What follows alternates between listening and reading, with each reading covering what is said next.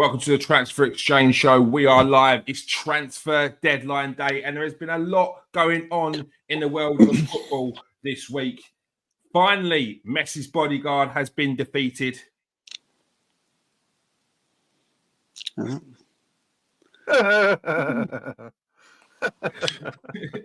that? Manchester United have opted to replace Marcus Rashford with a player who has contributed to 33 goals in 122 games. He's kidding, right? No, I'm not.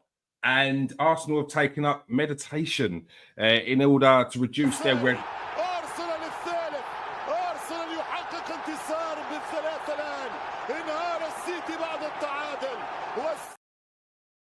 I'm joined by Steve K, of course, the transfer guru, and Gareth Lewis. How you doing, Gareth? You look pretty government name again, mate. Government name again. You've got to stop with this government name nonsense, bruv. You know what I mean? It's Gareth Lewis for a reason, bro. They don't even find me. You know what I mean? No Facebook, no bank cards. You know what I mean? Like... It's not agreed for a reason. They're good, mate. Good. Apart from having to watch sport this weekend. Wales got pummeled 43-0 by France. I did see that. England's got absolutely smashed by India in the cricket, absolutely smashed. And then, I don't know what else happened, to be quite honest with you. So we're talking about Wales, or we're talking about... Well, we're talking about this weekend's result, but mainly tonight is going to be about transfers. So if you've got a question about transfers, if you've got queries about transfers, get in the comment section and let us know, and we will hopefully try to answer them. We're going through the latest deals that are happening and the deals that are potentially happening as we are on the show tonight. Let's first of all start off, Garth. Not a great weekend for Manchester United. A loss to Crystal Palace at home. What can you take from that game? It seems very inconsistent at the moment. It's very up and down results, not just result performances as well, but not a good weekend in the end for United. No. What can you take from it? Not a lot. I mean, Amorim's under pressure already. He's already lost more games at home since he joined than Mourinho did in his entire time at Man United, and the same amount as Louis van Gaal did in his entire time at Man United. He's in trouble. He's trying things that clearly weren't going to work. As soon as I saw that formation, I'm like, "What are you doing, mate?" Like, I'm sorry, but Maino isn't. Who did Man City play with when they didn't have a striker? Foden. He ain't a Foden. Yeah, false nine. Like, it's more like rotation with him and whoever else. Like Ahmed was coming in. It just wasn't going to work. It was never going to work. Like, you're never going to get the goals. It's just not. Yeah. So listen, he's struggling. I think he's struggling. The fact we can't sign anyone is really hurting him. Yeah. Like, and I'm sorry, but you can see in press conferences all you want and say we need goals, but you're out here trying to have shipped off Marcus Rashford, who has scored the most goals. And only Amad Diallo scored more goals than him, I think it is, since Emery's come in. He ain't played in the last 12 games or whatever it is. I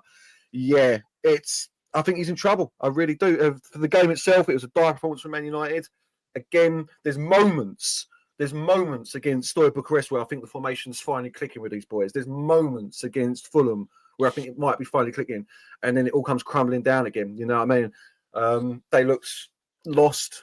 They looked like they didn't know what they were about. They didn't have any confidence whatsoever. And the problem Aaron's going to have is that these players have been known to throw managers under the bus as soon as they're not happy. And we've seen it time and time again. So he's got to fix up quick, sharp, like he really has. Because otherwise, I don't think he'll be there a year if we don't start sorting this out soon. Like, we ain't Chelsea, but we ain't that far off it. You know what I mean? We sack managers that win trophies. So if you're going to come in and it's meant to improve the squad, and you end up in 14th at the end of the season, next season comes around. I don't know what our financial situation is going to be, but I don't think he's going to be able to go out and buy 5, 6, 7 players like he's going to want to. Yeah. And if he starts the season bad, I could see him gone, mate. I really could. And I hope I'm wrong because I like him as a gaffer. I like what he's about. You know, the Rashford situation, I'm guessing there's like, you've got to blame Rashford for this. He's been told what he needs to do. He ain't doing it. So fair play. Like, I like to see a strong manager. I'm upset because I love Marcus Rashford. It hurts me as a fan, but the manager's got to do what he's got to do. But yeah, he's in big trouble if we don't fix up soon. Big trouble. Because this was the run of games where like they're not easy teams, but getting pumped at home by yeah. And we're lucky we got the win against Fulham, the 30 deflected shot. And as I said, we're lucky we got the win against Southampton. It was only because of a bit of magic from Amad Diallo at the end. So he's in big trouble. And now he's lost Martinez, I'm guessing, for the rest of the season as well. That looked like an MCL to me. That looked like an MCL. So yeah. ACL Garth. He's out for 6 months. It's the ACL, is it? It's even worse. Yeah. He's out for 6 months out now. Yeah, and whether he comes back as the same player, we'll see as well. Because that's 2 big knee injuries now. Big ones. So yeah, a lot of trouble.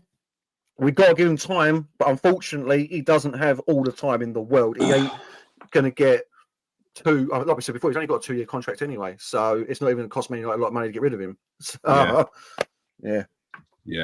Steve, what do you think I'm trying to do on the weekend? He's trying to. I know he's trying to sort things out before he can get to a transfer window, potentially shake the tree and see what falls out, see what works. But he's not got much time on his hands, and his pressure's already building up. Mainu up front. Yeah. Clearly running out of options. Do you think it was a message to the chairman, a message to the owners? But I don't know. How could you send a message to the owners when you got no money? I didn't understand that. I've heard people say that today. I've heard people say, "Oh, look, you're sending out a message for them to go and get someone." Firstly, who and what with? Do you know what I mean? So I don't think that was a message. I think that was just generally how he wanted to play. And I think that when he started, when he came into Manchester United, and he was looking for things that were improvements, and we see a little bits of improvements. We started to see a little bit of a structure and a little bit of shape. But as time's gone on, it seems to be getting worse. It's worse, and it looks like it's worse than under Ten Hag. It didn't look like that way at the beginning. It looked like he was getting better, but it seems to be getting progressively worse. And I don't know why that is. And I don't know. I've got a theory. I think I never thought that this early I would start asking questions and just thinking, what is your thinking? We had the conversation last week, and you can't. I know. We've had a few people, ex-footballers, say that he's got to stick with this. I just can't. I'm not in that camp. You can't stick with this. You can't stick with this. They can't play this system. He's playing main. Who was the 3 players he played? How can you play those 3 players up front? Do you know what I mean? He must know this system ain't working. To play those players up front, that tells you that system, what he's brought in since he's come in, is not working. It's not working. So for me, you have to. I'm not saying it's going to get a load better, but go back to what they're good at and what they're best at in whatever position thing that is, because there's nothing good about getting nearly beat by Southampton, getting spanked by Crystal Palace, and Garth will know the other results that they shouldn't have lost. Going back over the last few weeks, it doesn't make sense. So I'm not in the camp of Garth. Sorry, not Garth. I'm in that camp, Steve. I'm in that camp, man. I don't get what. 1 minute, mate. Just go on. What good is this doing to the fans, for the players' confidence, for the fans' confidence, for Mourinho, for Emery's frame of mind? I don't see it. Just at least win some games, by playing the best way you can. Because where are you going to end up because what's going to happen is, when the end of the season, if you're not, farther up the table, and you've not won right, you're not going to get these players coming in the summer. Yeah. I was listening off the back of a podcast today, and they're talking, we bring Gorokis in the summer. We'll probably in Osterman. They're not coming if you're playing like this. Yeah, I disagree with that. We had that before. We're still Man United, mate. We've still got the money to pay the wages. Garth, let me ask, who have you brought in who you could say, oh yeah, whoa, look at these a name. What, De Ligt? Literally this summer. one of the fair. Euro that Real Madrid and Liverpool were after. No, I'm on about like someone who's like flying, like a Gorky, someone like an Osman, someone like that type of name. Gakores, I would say, is actually a big option because of the Sporting Lisbon connection, like with Amorim. Like, I get what you're saying, I do, but I stick with, and maybe I'm blinkered with this being a Man United player, but I stick with we're Man United. Bottom line is, unless we're in the Championship, you can always act like there's a process going down, there's a project, we'll be back in Europe next year. Like, if we're talking 5 years down the line and it's still Man United that are literally never making Champions League or never making European football, then we can talk about it. But you know what I mean? Like, no, not at this moment in time. I think Man United is still Man United and they can get pretty much whoever they want. But I'd also say to you, Steve, that I said this kid, I don't think Man United need to go out and buy like the high-flying players at the moment. We need to get in some professionals that can play the system. I don't. 100%. They need. I know for a fact. Like Gyorikis is part of the HMC agency, same agency as Frankie de Jong. I'm very close to that agency. I know someone who's friends with the owner, Ali Dursun. Yeah, Gyorikis is not going Manchester United. I'm telling you now. But I agree with what Garth said. Right, when you don't need you don't need a Gyorikis yet. You can still get to where you want to be by getting maybe like players below that. Yeah, and listen, I've stuck with it as well. Gakores, I say this to everyone. Like, I think he's a lot of hype. I don't think he's as good as people think, and I certainly wouldn't want to pay 90 mil for him.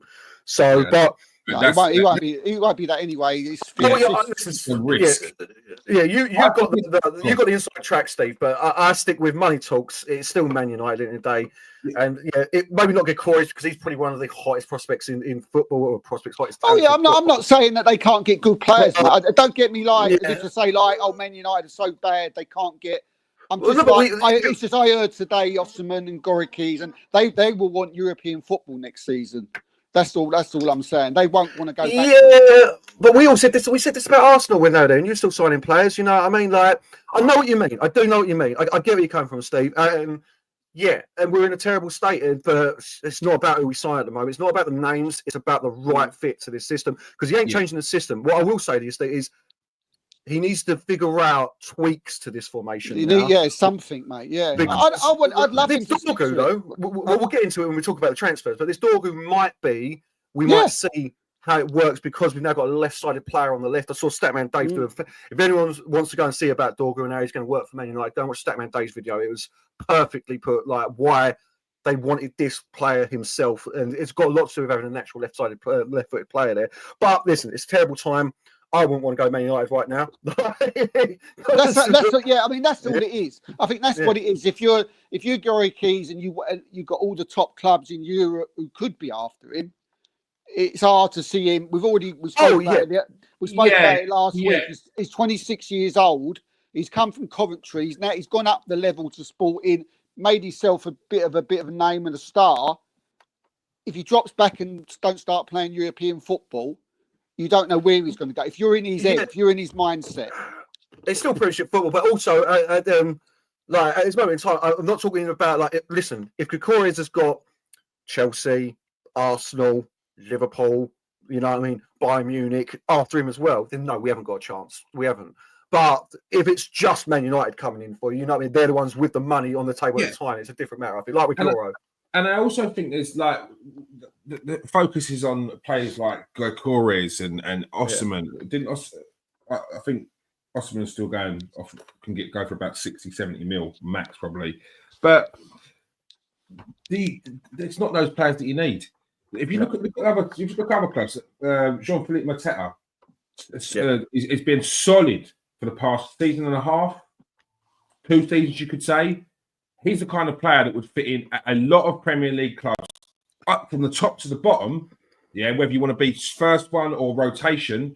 And he went to Crystal Palace. Like, that's just good scouting. And then he's got a manager in there that's found the best way to work because it could do bits before, but it weren't quite the same. Glasner's come in, bang, and he's got him ticking. Do you know what I mean? He bullies people, getting shots off on target every game. Good in the air, like that. This is what you need to start doing. You start going and identifying these sorts of players. Those players are going to 100%. get you to top 4 and potentially a little bit further. And then Yeah. that's taking 2 years, 3 years. Boom, boom, boom, move on. But that's how you do it. Yeah, It's I not only about- mentioned Osman. If you remember, I only mentioned Osman and Goricky because, like I said, I was People watching. saying it I online. was watching a podcast, and I was like, "Well, Yeah. hold on a Because- minute, just come down maybe another level from that, Yeah. and then talk for the summer. That's where I think that's you because- are." I think that's because that's what fans do. Like if you Yeah. was to ask an Arsenal fan, who should Arsenal go and buy? They'd go, Isaac, Torres. And then because they've run out of ideas, they go, oh, we should play more for Ollie Watkins. Like because they actually don't know. They really don't know. When they see another player online that someone's hyped up, they're like, oh yeah, actually, him. He's going to cost 80 mil. He's only 18. Just pay the money. Like, and it's that. The fans don't really know. I've not heard. It's look. Fans are passionate, aren't they? You know, they're very passionate, and I used to be in that mindset. You know, many moons ago, but I'm not yesterday.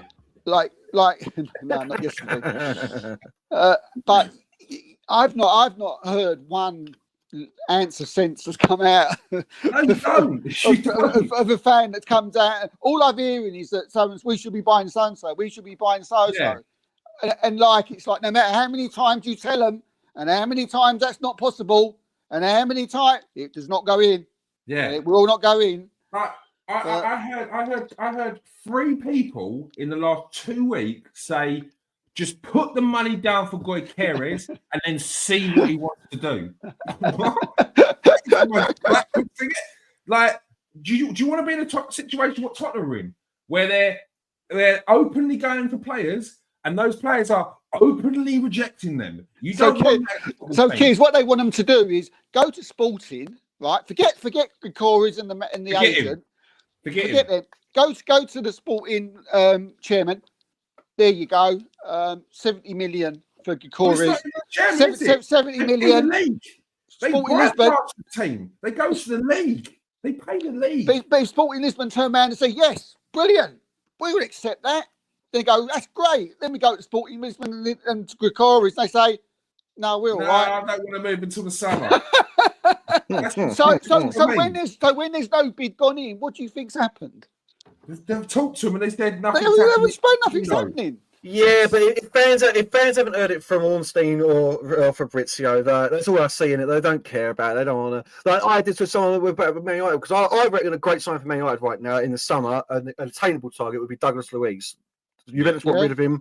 Yeah, like, I think that would, yeah, they like, you know what we're talking here, 45, 50 maybe for him, like maybe more, maybe less, but around that. I think that'd be a great sign for Man United. I said to you boys, Zinchenko, before we've got Dorgu in, like I need to see professionals in this team. You know, I need to see like. Brilliant signing for you. Like, this is where Man United got to be looking. This is what I do agree with you, Steve. You know what I mean? Like before Kieran Tierney went to Celtic, he wasn't so injury prone. We've got to be looking at the Arsenals, the Man Cities, the Chelseas, and the players that aren't getting in, that aren't getting minutes, who are good enough to come into our team. Like so, but the exact same thing. It was, me and you spoke. We had a little. We didn't speak better than that. And like, we didn't have. We. I mean, the perfect. I mean, I still. I mean, it's look. You know, the window's not shut yet, so something might happen. But for me, someone like Vlahovic would suit Manchester United. Yeah, Vlahovic as well. Yeah, Kieran said the same thing. Yeah, but the problem is there. The problem is that Juventus want you to buy him. You know, and so we've got that money, have we? What do they want for him, Steve? Is it still 70 odd mil they want for him? No, it's probably not that much. You know, it's probably not that much. It's probably about 50. They need money. So what they probably. But we've got to do something with the £100 million worth of strikers we've got at the moment as well in Zertsky and Højlund, don't we? Like, we're in a sad state of affairs. So sorry, go on. Sorry. But Man United are stumped for money, and you know at the moment in January's tough, and they can't. You know, look, if Juventus were willing to do a deal for similar to what Arsenal offered, because Arsenal did in January go to Vlahovic, Juventus, and say, look, we're willing to put down, take him on loan with an option, but they didn't want that. You know, and the same. And Man United, obviously, Man United was a different situation because it was just like a pure money thing. But there's reasons why they can't. I can't do these things because I'd be see if they're interested in taking, like, because I keep hearing rumours that Italian clubs want Zertsky. I'd see if we could do a deal like that along. You know what I mean? Maybe I've got to do that now. Exactly the same. It's loans with options. It's swaps. It's going into, like I say, players that are not getting minutes at their clubs, so aren't as valuable. Like, that's where we are. You know what I mean? Like, I disagree that we can't attract the big names. I don't think we need them. I just don't think we need to. Not in these times. Like, you need humility. You need egos left at the door, and with those names, you bring that. You bring egos. It's like a time for that. And the pressure as well, because if they turn up and don't hit the ground running, then like it's another weight. It's another dud. It's another. Like, every player we brought in the last couple of years, they've been given no time. You know, I'm hearing people say Garte's a dud. I'm hearing, really? You know, yeah. People saying, I think he does all right personally. Like, I do as well. We all said what he was before we bought him as well. And Steve, you remember, you said exactly the same as I did. Like, he wins the ball and he passes it off. Like, don't expect any fireworks from him. Like, he gives away 7 fouls a game. But he breaks up. He's an old school destroyer. Fans want him to score 10 goals and get 6 assists a season. Like, that's what they want. Resistant. Yeah, the XG one more time. Anyway, listen, Man United, sorry, state of affairs. Transfer, like, we've just got to hold, basically, we've got to get to the summer, because maybe you know better than me, Steve, as I understand it, we alleviate some of that financial pressure in the summer. So just get to the summer, get 3 or 4 players in that are professionals, that have got legs on them, that have got an engine on them, so that they can use they can do his high press system. You'll have money. You'll have money anyway, put by through what through things that you've done over the season. Do you know what I mean? Your Premier League money, money that you've earned yourself. Obviously, that goes towards transfers. Plus, you'll have your little bit of budget anyway. You'll have your money. Wages coming off as well with Rashford and Sancho. Exactly. Yeah, you just took the words right out of my mouth, mate. Sorry, mate. No, please, mate. Yeah. It's good that you ought to believe that. Like, sometimes I talk to people all day. Sometimes fans who don't get it, but that's right, exactly right. So they will be in a much better situation, which means, like we've been talking here now, Manchester United will be able to, afford that bigger, better class of player if they're available. Again, I've seen a lot of Man United fans today. Oh yeah, well, it's a disgrace, the board and Ineos and all that. What do you want them to do? Do you just want to go and panic buy? And then or spend the Rashford money now or something. Maybe they've already arranged take that 10-point deduction. When you go, all of a sudden, Rashford has a nightmare at Villa or saying you can't take these. No. You can't take risks. Fans want things to happen now, and I get it. I do get it that fans want things to happen now, but you can't. You just can't go and buy anybody. You can't. You can't do it. I think, we'll get into it more later, but I think for what Man United and Arsenal have done, fans are disappointed, but I think they're 100% bang on, spot on what they've done by not buying anybody, significantly in January. 100% spot on. And if anybody can give me any good reasons or someone that could have come, then I'm all ears. But all I say that is, you're entirely right, Steve. You just got to add on a couple of words there. In a financial sense, like for Man United mainly, because we can't spend money. Like, we can go and drop all the money. Man United is still one of the richest clubs in the world. Do you want us to go and drop 300 mil? We can go and drop 300 mil, but then we get a 10-point deduction. Exactly. Right. So people don't think about that. Like I said it the other week. I was watching a reaction after a game. And one of the fans was like, sometimes you just got to take a risk and then not worry about what happens next. Sometimes you just got to put that money down and forget about the next. No. Why? It could be because you will be the first one to complain when you can't buy anyone in the summer, and the player that you paid 80-90 million for on the transfer deadline day don't do what you want. You don't win the league. And you're stuck with this player who's 29, who you paid 80 million for because Aston Villa knew that you needed that player. Like, it's not about, you should have better planning. That's what should be going down. It should be better planning at the start of the season. If you know you're not going to be able to bring in that player halfway through the season, there's going to be low chance of it, and you may need that player, plan better in the summer, previous summer. Don't wait until January. It's the worst window. I hate it. But the thing is just like, I know we're not talking about, but the thing with Arsenal's planning right up to like from when Arteta come in. For me, I mean, some people, it's been spot on. Yeah, it has been. It's been spot on. Okay, but we've now got halfway through the season, and we're talking about the strikers and other positions that we need. So, although our transfer business may have been good, I can't agree with it to be spot on, because to be spot on would mean you don't need anyone halfway through the season. See, I mean, we'll get into it, but I disagree with you. I don't think we're that desperately in need of a striker like some people do. I can't say desperate, but I wouldn't say we don't need a striker.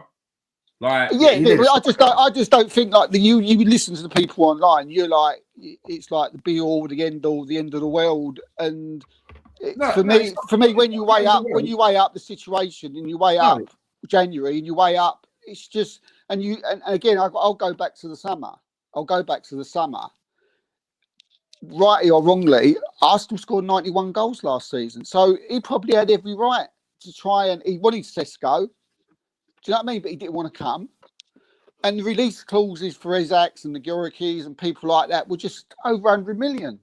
So it wasn't going to happen. It wasn't going to happen. So I don't know where Arsenal can go. Arsenal fans say, "Well, we never done business in the summer." Well, if okay, it's fine. If you know, I'm all ears, as I say. Tell me who. Tell me who Chris you would have brought in. I'll take Chris Wood in a heartbeat right now. You don't know what lead him, but Man United do. You would have took him back the summer, though, Garth. Do you know what? Man United, but I had him in my dream team because I knew he was going to score goals. So that's the only good thing I did. Yeah. Let me pose a quick question here, though. I've seen this going around recently, last couple of years. Do you think the January transfer window should go? Like, just done with it? You're a yes. What about yourself, Steve? I know it affects your work, mate, but yeah, we're like, as a football fan, would you like to see it go or stay? No, I'd still like to see it stay. I think it has its values. You know, if you get if you can, there have been windows where, do you know what I mean? There've been good windows. There's been January windows when there've been bad windows. If you do get an injury, if you do get something where you've lost a player. Or you're going into things haven't turned out the way you should. You get at least in January you get a chance of redeeming it or fixing it or bringing someone in to replace someone who's now out for the season. So I do think there's a place for it. Yeah. Okay. So for instance, Arsenal have got 2 players that are out of the season. They have been since Christmas. We're not going to bring anyone in because you just can't, can you? There's no way. Okay. So. But other teams lesser than Arsenal will look at that with other players and think that they can replace them. It's not just about Arsenal, Man United. No, but who? Okay, but my point on getting rid of the January transfer window is you get your players in the summer and that's your team for the year. Why do you need a January transfer window? Well, for just what reasons I just said. Do you know what I mean? If you get injuries or for some reason. Yeah, but if you get some players get injured, they get key players injured. Some people get an injury in a centre back position, or they haven't got a backup. Yeah. Not everybody's Arsenal. Man no, but okay, forget Arsenal as an example. Yeah, forget Arsenal. You've got a squad. You've got your squad. You got 25-man squad. Yeah, with under 21s as well. So so what like. I'm sorry, I'm going to use Arsenal as a prime example. We've just lost 2 key players, Jesus and Saka. We're not bringing anyone in, yeah? Now, that's arguably our best player in the team, and we're not going to bring anyone in, yeah? Okay, fine. So, I don't understand why anyone else should not be prepared in the same way as if they lose their best player, they can't bring anyone in. Like, it's the same. I see it both ways. I do see it both ways. You've got a reasonably well-built squad, but there are teams out there that the next player down from their Saka is far worse. Yeah, I mean, if Isaac, look at Newcastle. If he got injured, they're going to have to go and buy someone immediately. It's not like Arsenal have got like. The I was going to say is, why don't you pick up an under 21? Your reserves. That's what Keir's saying. I see it both ways. I really do. But if you're fighting for a title, or you're fighting for a title, you're fighting relegation.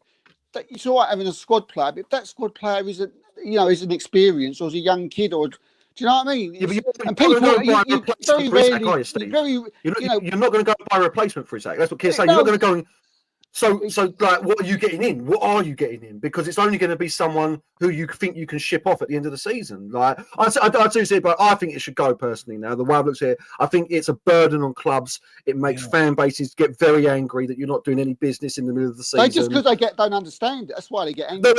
They never will. Are they ever going to understand it, though, Steve? What? They won't. Are they ever going to understand it? It's not rocket science, is it? I know it's my job. The transfer window's been open for the last 25 years, and people still don't understand it. The transfer window's been open since the dawn of day, and people still don't understand. You could tell them till you're blue in the face, and they would look at you like, understand. Bring in Ollie Watkins. They don't want to understand because they want to win about their team. I want to say that people. Oh, sorry, Steve, go on. No, I was going to say, for me, it only can do good, can't it? It can never do harm. You can always turn around and say, we don't want to sell. But then it upsets the player. What? Then the player gets, like, if the player wants to leave, then he started getting moody midway. Because the reason we brought it in the first place was to stop big clubs going out and poaching players from the littler teams halfway through a season, because the bid would get rejected and then they'd kick up a fuss about it and then force the move through. Genuinely, there's an agreement, isn't there? Every now and then you might get one player who's pissed, but you never really hear about it. Do you know what I mean? There might be something going on behind the scenes, but generally, I mean, this January transfer, I've not heard anybody who's had the ump because someone's gone in for someone. It's just genuine because someone needs someone and they're trying to strengthen their squad because, they feel that they need strength, whether it's because of injuries or they couldn't get the player that they wanted during the summer. Look at Man City. I haven't heard anyone get the ump, Steve, but think about it this way. Man City couldn't get an Alvarez replacement in the summer. It's not that they didn't want one. It's just that the player in the summer that they could have got wasn't available. There was no one, right? They've got the opportunity that someone was available in January, so they could act. They didn't have to sell him. I'll say this: I've not heard anyone upset, but think of it like this: what I have read several times is the Ollie Watkins deal. Every time that was mentioned, it was, and Ollie Watkins wants the move. Yeah. So what does that do for Aston Villa fans now? That's what I'm saying. Does upset, like it upset does happen. Like I said, they'd be upset in the summer. They're upset in the summer if you left. Where's the difference? You're upset in January. You got Watkins goes summer after to start in the summer. the season. So January, you're halfway through the season. Yeah, but you're halfway through the season. Yeah, but is it? It is a difference. It is a difference, man. It is a difference. I think summer. Halfway through the season will be a lot worse than losing him in the summer. Yeah, I think so as well. Well, I will say this as well. Based on Arsenal, people saying just go and get anyone, take a gamble. Yeah, look what happened to Leeds United when they did that. I know we're going back a long way now, but they've never recovered from doing that. Getting into the Champions League and then taking a gamble to stay there, they've never recovered from spending that money. They got relegated. They've been up and down in the Premier League ever since. I mean, League One, weren't they? They went down to League One at one point. You could see the slow demise of League, though, while they were still in the Premier League with the players they were buying. They were paying big money and putting big wages. Was his name Seth Johnson? Was it Seth Johnson? Nowhere near as good as what they were. Yeah. I mean, the January transfer window's not like. I mean, if you look at the teams at the bottom of the league, they ain't bought no one. Leicester, Ipswich, Wolves. The teams down there, Everton. They're not buying anybody. Because, who wants to go to their clubs anyway? Do you know what I mean? They're trying. They're losing. They'll be the people they lose. That's the thing. I think, final word for me on this, I do think the January transfer window favours the big teams. And that's why I think a lot of the little teams, I think they get done out of. It's been that since the days. Yeah, but that's why you get rid of it. That's why you get rid of it. That's what I'm saying. So there is none of this pressure on the little teams through the season. But listen, it's something that needs a far bigger conversation than what we're having here today about it, because you are right. What happens if you get massive injuries all the way through it? Keir's right when you've got the squad. That's what I mean. It's nuances to it. It's like, for instance, Garth, if you was, for instance, you're Man United and you're going for the title now, yeah, and you're up there, you're sitting fourth for fifth, right? And now today, right, or the other week, now Martinez is down with us. First thing you want to do, shit, I need to replace him. We need to get Martinez in. We need to go and get something, and they will They may not bring someone in, but they will try their damnedest to see if Oh, they I can disagree get. because we've got the squad. We've got the squad. I mean, like, No, I mean, it don't may- take it literally. Literally, I'm just trying No, to. I'm I'm just I'm trying to using work your- out a I'm u- scenario. It could be any club. It could be Man I'm United. using It could be your, Newcastle. I'm It could using be your anybody. hypothetical. I'm using your Yeah, hypothetical. yeah. with my Just teams like, going down. yeah. And this is what Kiers saying. Man United right now, we've got Lindelof as backup. We've got Maguire, Euro. Yeah, We've no, got it Luke was Shaw just coming back. hypothetical, mate. I was just coming Yeah, out. but that's Kiers' point. That's what the kids like. In theory, you should have a squad deep enough, unless you are decimated. You should, at the start of the season, have a squad deep enough to cover most injury crises. I think that's what you're saying, Nick. Here, Yeah. So look. I think an example you can use, Steve, is Spurs. Their squad's been What if decimated. Salah went down injured? Do you think Liverpool are just going to keep Tough not luck. go for it? Sorry, that's tough luck. No, what I'm saying, no, but my thing Liverpool. is, No, but I think you should use an example as Tottenham. Use the Tottenham example. Their team has been decimated. If you look at the chart, Liverpool's chart is. If you've seen the injury chart, Liverpool and days where players miss 1+ game. I think Tottenham are second, Arsenal third. Liverpool are like near rock bottom. They've had minimal injuries for players that have lasted over 1 day, and I think it's like Alisson has been that player. The rest of them have been. They're not good players. Tottenham. We all know what they are, but No, their injury list is been their injury list is freaky. They take your Arsenal hat off. No, it's freaky, isn't it? No, they've had tons. They've had tons. You hand the pens out. there you go. Play the game, Steve. Play the game. The thing is, if Arsenal are in like 4th or 5th, and we're fighting the Champions League, me and you will be saying, Jesus, we need something now. We need this. We need that. Behind Liverpool. We've lost Bukayo Saka. We've lost Gabriel Jesus. You can't just go and buy a new Bukayo Saka, can't you? You can't use Arsenal, but you can't just go and buy a Bukayo Saka. No, you can't. But you can go and get a long-term replacement. Could you get a replacement for Jesus? Could you get a replacement for Tomiyasu, who's probably going to leave in the summer? Could you make these bids for other players who you know you're going to get rid of him later on down the line? That's what I mean. Like, is it even worth that conversation? Is it even worth going there? Do you just use your own resources? Right now, when Saka went out, when Jesus went out, I was like, it don't matter. We ain't buying no one. I don't care what they say. We ain't buying no one. But as a manager, if you're no one, we all know. As soon as Saka was out injured, do you know what I mean? We know that if it was just a single thing and the only thing we was looking for was a Saka replacement, if everything else was fine this day, right? Jesus was fit. When Arsenal fans up, you go, we need to go and replace Saka because you want, because I mean, look, then where he's come on, and that's another conversation now because he's turning into like, do we actually need someone on that right now? But that's another conversation. But as soon as Saka got injured, it wasn't in my head. We need to get on the transfers because we ain't even spoken about Arsenal. but no, just saying. But as soon as Saka got injured, right, it wasn't in my mind. Oh my God, we've got to replace him. Because it's a nonsense. No, because you ain't going to get. Even if you've got someone a little bit, a level or two below Saka, they're not going to come. But we have been talking about getting in a player who could be a squad player as a rotation for Saka. We've been talking about that player for a while. Jesus, how long does he have at Arsenal? Are we looking for a replacement long term for Jesus? I think we know that we are. Benjamin Sesko's been touted around, so it's one of them things. And that is exactly right, mate. But for me, straight away, in my head, I was like, we are not bringing in anyone. Even all the videos I've done previously, where it was like, oh, we've been linked to so-and-so, my joke afterwards, like, they ain't coming. We ain't bringing in no one. But mate, you don't, it's not, if you know enough about football and you know enough about, the game, you've only got to use your head and the only people that are going to come in if you're Arsenal is one of their targets, and that would be if a Nico Williams was available, if a Sesko was available.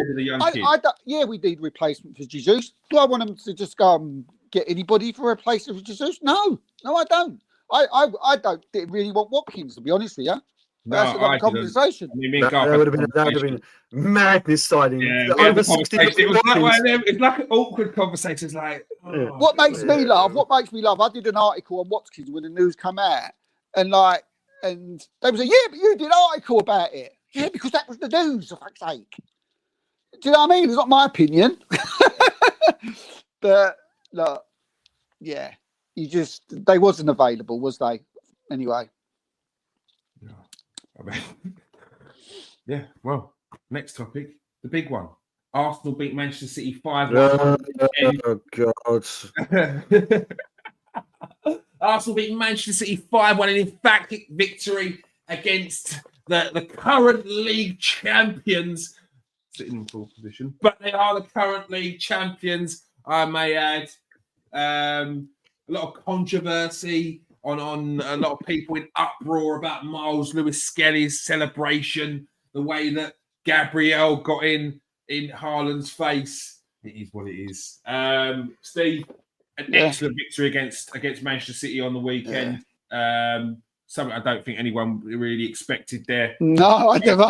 5-1 win. I think everyone's just blown away still in a bit of shock. But some brilliant goals, and Arsenal played really, really well. Like, I know that there's a lot of people out there, too many people out there want to talk about how poor City were, but I don't think that's fair. That's just par for the course for Arsenal. Do you know what I mean? City made their mistakes, but Arsenal played well, and Arsenal capitalised on them. Yes. What is the thing now? 17. You're the stat man, Garth. 17 games against the top six now. Arsenal unbeaten. 17 games against the top six. In the Premier League, it must be, because we beat you obviously on penalties not so long ago. So. The Cup, the Premier League, yeah. Yeah, forget that. Yeah, I can forget that. No, you've done very well. Which I predicted, actually. Yeah. I certainly didn't. I was expecting to get spanked, but no, listen, your form against the top teams is banging. But yeah. No, mate, it was a fantastic performance, and like you said, I didn't see it. I didn't see it coming. Goal after 2 minutes, and we never really looked back. And what I will say, what stayed in my head about that Man City game, and I go back to what I said last week when we against the Wolves game. I don't know if you remember. I said I see something in that Wolves game. People go, yeah, but it was Wolves, and I was like, no, I know my team. No, that Wolves game. And in that Wolves game, there was something there, right? I haven't seen for a long while. And galvanised the team. We went down to 10 men. And we put it on them still. We didn't. Yeah. Come but out I hadn't seen that. Keep the draw and hit on a break. We played like we had 11 men. Yeah, there was something in that where I see, okay, and if I'm Mikel Arteta and I'm in that dressing room after the game, I'm like, see that? Channel that next week. And that's exactly what they did, mate. They absolutely murdered them. Yeah, I think a few players mention about the Wolves game and say that was a. I think someone said, I can't remember who the interview was, but they said it was ready to give up on the league.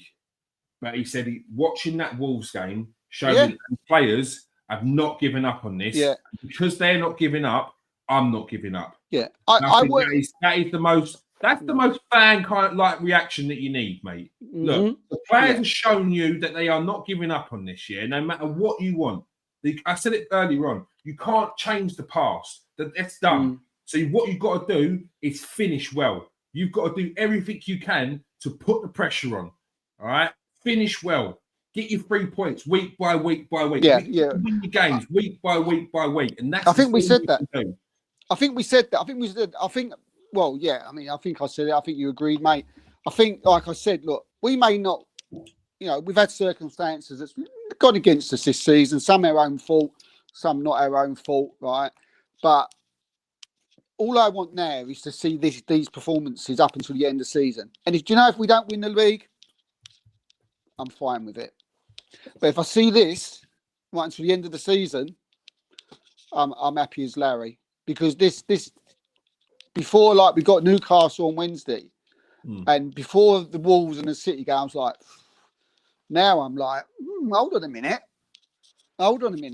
We might be able to possibly turn this around. Look, Newcastle are still favourites, 2 goals up. But anyway, look, going back to, I thought we was just, we was excellent, mate. And yeah, look, Odegaard got his goal, great start. Havertz. Was you a bit worried once Kai Havertz cut that to Odegaard when he had 2 players in front of him? I was thinking, what are you doing? To be quite honest with you, I'll be really honest with you. I actually missed the first goal because I was because it was so early, it was so bloody quick. Yeah.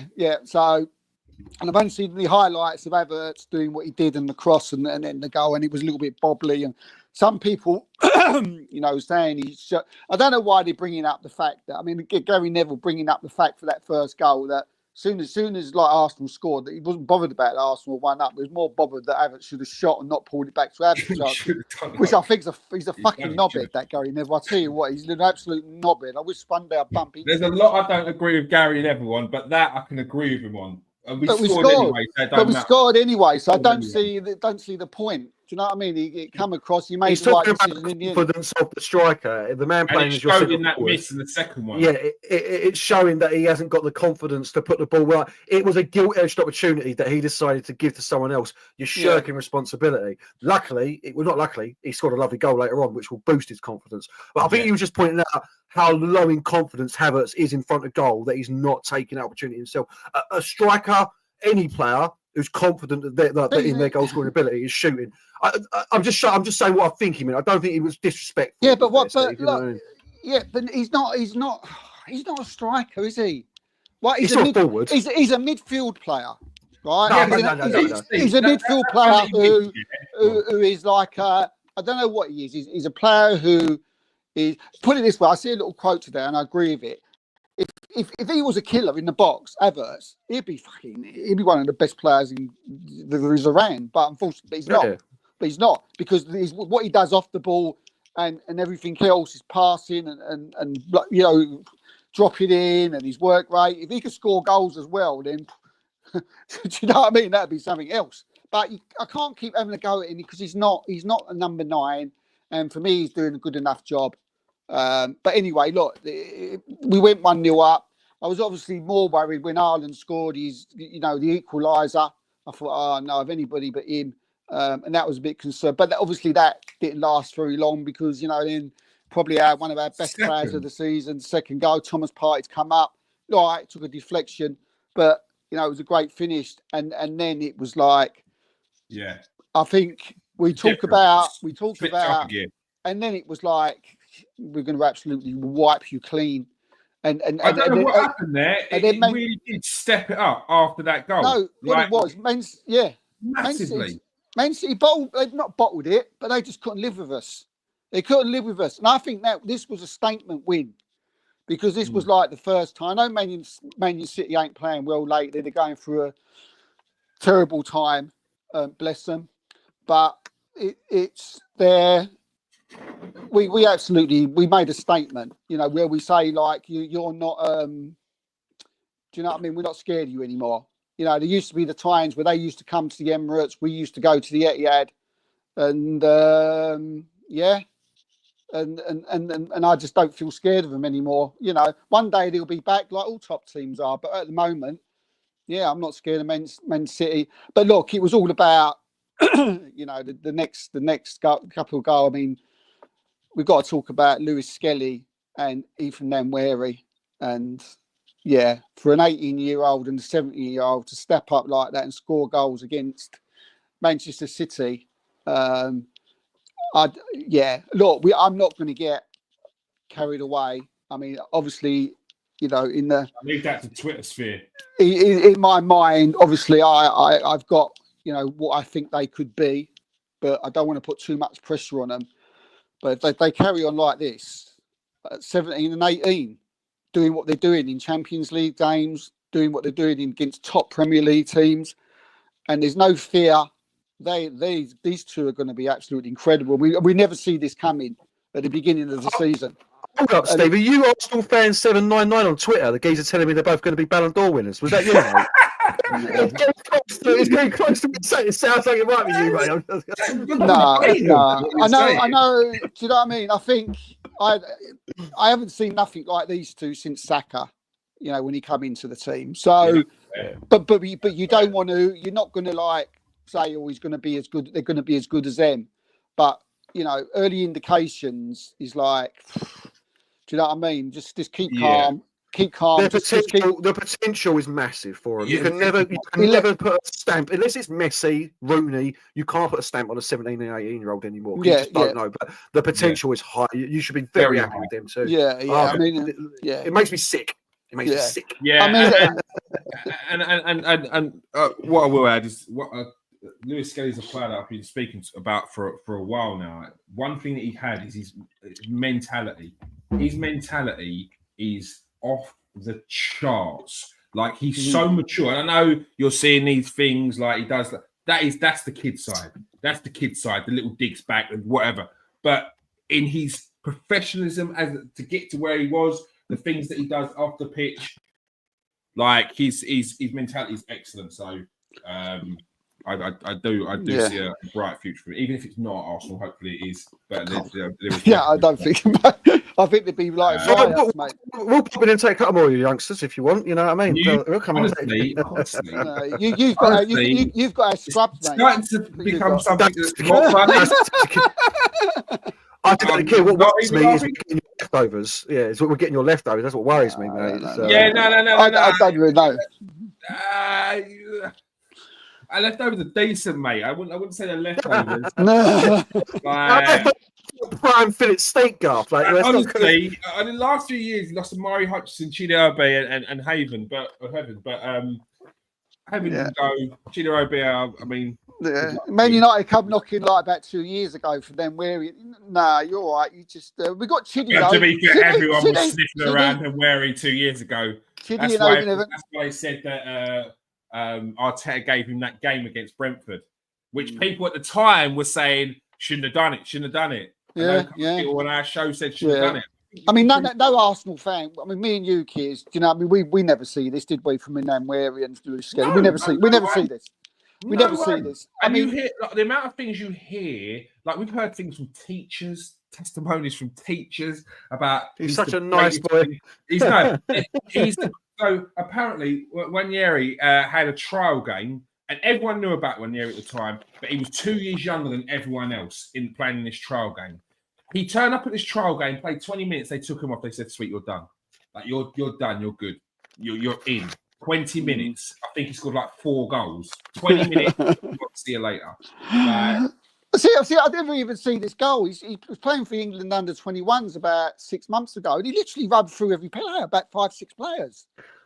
Can we stop talking about how good your team is at the moment? It's a bit of shame. You've got a Man United fan in front of you. But I have no shame. If you're Mikel Arteta right now, you're seriously thinking about I've got my replacement for Saka. He'll know. He'll know. Not replacement. You know, he's got his guy who can rest him and bring him on.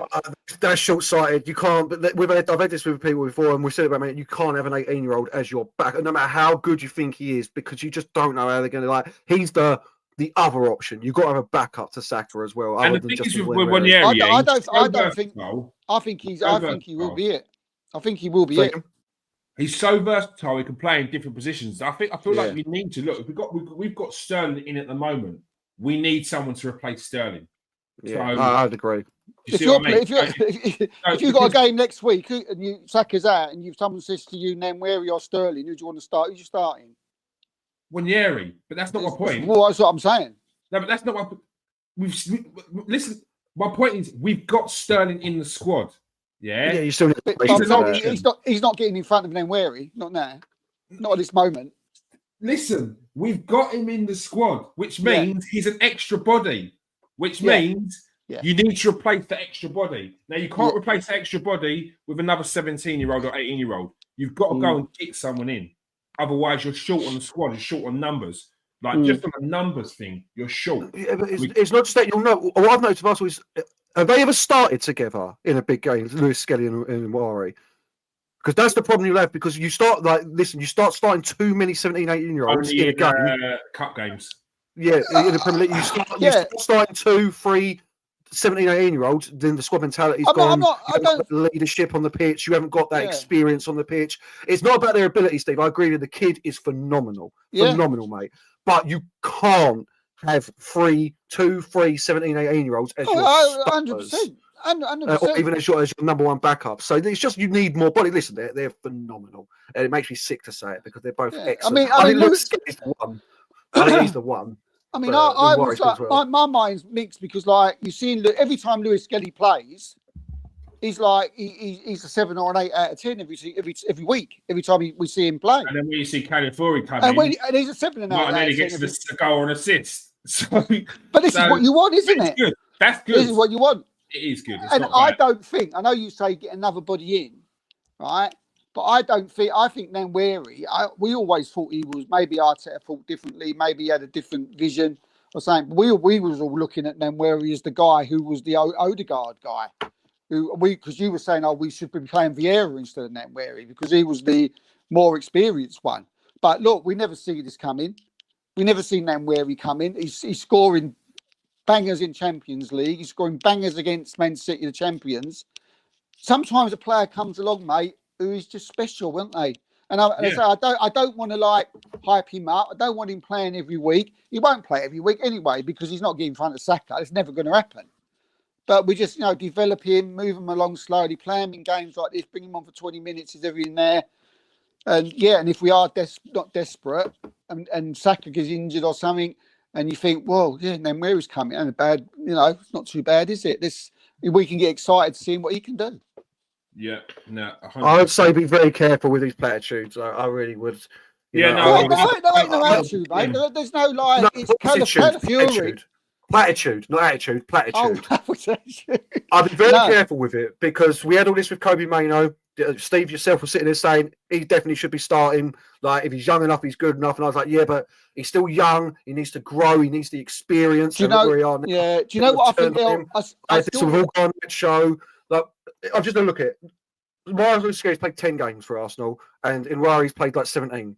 You can't gauge how good they're going to be off the amount of football you've seen them play. You just can't. They look like they're going to be very good, 100%.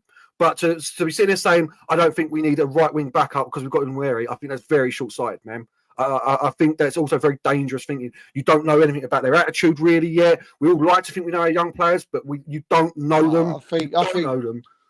Yeah, but I think the attitudes. Be very careful about putting too much pressure on them. I'm still the way of thinking. We've got a squad, and we've got Nwaneri in there. We've got Lewis Skelly in there. And we've got players in there like Sterling. He's not getting much game time, but I still think having that body in there, having someone who is in there that could probably give more to the team than Sterling has would be definitely beneficial. Like it's very difficult though, mate. It's very difficult, isn't it? You know that. You've got Saka, I know it's very difficult. and then you've got. We've all said we've got like. Everybody's gonna. If you've got Saka and then you've got Nwaneri and then you've got to go and get someone else, you're like, if you're that someone else, you're like. I'm sorry, but I'm not looking at Nwaneri as the guy who's going to be stopping me from playing. I'm not. Saka, but again, it depends it depends who. Again, it looks at. Yeah, I might be wrong. I've got a funny feeling that Arteta is going to trust Nwaneri to be that guy.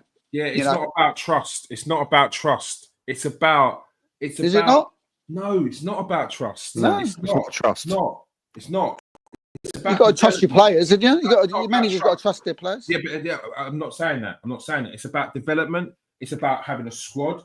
If you've seen how we've gone this season, and you feel like we don't need someone who could potentially have taken over, been a better option than Sterling, then I'm a little bit confused because we've been short on numbers in certain places. We've had to play this, play that, mismatch. Currently, Havertz is riding on fumes right now. He's riding on fumes. The poor guy come back from illness for 2 weeks out and has played since. He had 1 week's rest where he was potentially going to, where Jesus came in, and then Jesus is out for the rest of the season. Like, for me, it's about numbers. It's about having that balance of squad, the right balance of squad, and having two 18-year-olds is a perfect opportunity to bring in a player, and they will have an understanding because of is in and out. It's timed. It's not. Yeah. You I'm not 25 games like Saka has done the last 4 seasons. Because look at Saka now. His body's in bits. And how long is that poor guy going to last till the end of his career? We'll see at 27, 28 if he starts breaking down because he's played too much since he was 17. Marcus Rashford is. Marcus Rashford. Yeah, we are banging. We go back to Gerrard. We go back to Kieran Dyer. We go back to Michael Owen. They've all been played too much too early. Let me ask you this: would you be happy? Like, God forbid, possible star in the making it. It'd be so negative. Because that's why. Because you need to nurture. You need to nurture these stars in the making. You can't. 100%. Would you be happy if, God forbid, Saka at the start of the season goes down ACL 9 months with just Unwary as your backup? That's it. No. Would you be happy with that? Ask me at the end of the season. I don't know. No, because I'm asking you now, Steve. Because we're asking this question, mate. Right now, you've just said that you think you don't need a replacement for Sterling. But if Saka, God forbid, goes down at the start of the season, he's out all season. Are you going to be happy as an Arsenal fan that your only option is Unwary? You're not. Of course, you're not. No, but at the same time, you're going to find it very difficult to bring someone in who's going to want to compete with Unwary and Saka. And all I'm saying is, right, it's all right saying, well, you need another one, you need this, you need that player.